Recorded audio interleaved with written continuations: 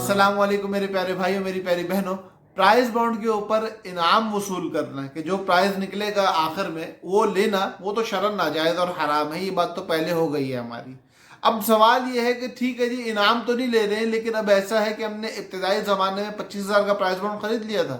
अब ऐलान होने वाला है और इनामी रकम बहुत बड़ी है, तो लोगों ने कोशिश ये की है कि किसी तरह प्राइज बॉन्ड मिल जाए।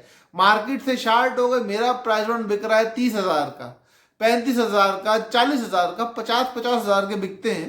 तो क्या ये इस तरह नफा रख के बेचना शरन कैसा है? क्या ये जायज है या नाजायज है? इसके बारे में हमारे दीन की क्या राय है? तो ये बहुत ही गंभीर मसला है, क्योंकि यहाँ आके फिसलता बंदा उस वक्त है जब वो ये सोचता है कि अब तो नाजायज, तो ये इनाम लेना है ना, तो ये मैं इनाम तो नहीं ले रहा हूँ, मैं तो सिर्फ और सिर्फ इस प्राइस बॉन्ड के ऊपर नफा ले रहा हूँ। मैं अपनी एक चीज नफे के साथ बेच रहा हूँ तो जायज होगी।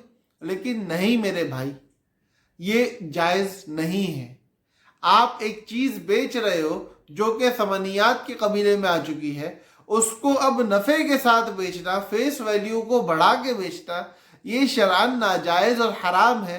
जो पैसा आप उससे वसूल करोगे वो सूद के ज़िम्मे में जाएगा, और सूद बहुत शदीद गुनाह है। तो इसलिए अपने आप को हराम रास्तों से बचाओ।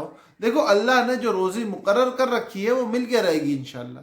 तो रोज़ी के लिए परेशान होने के बजाय अल्लाह की मारिफत के लिए परेशान हो, अल्लाह की मोहब्बत के लिए परेशान हो। अल्लाह पाक रोज़ी के ऐसे दरवाजे खोलेगा कि जो गुमान में भी नहीं होंगे। तो अल्लाह की ज़ात से तवक्कुल इख्तियार करो, और ये याद रखो कि जब अल्लाह पालने पे आते हैं तो फिर मखलूक चाहे कितना ज़ोर लगा ले, चाहे कितनी ताकत लगा ले, अल्लाह की ताकत के आगे कोई हैसियत नहीं रखती।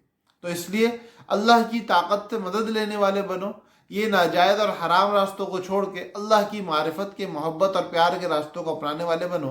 अल्लाह पाक हम सब का हामी और नासिर हो। अस्सलामु अलैकुम व रहमतुल्लाहि व बरकातुहू।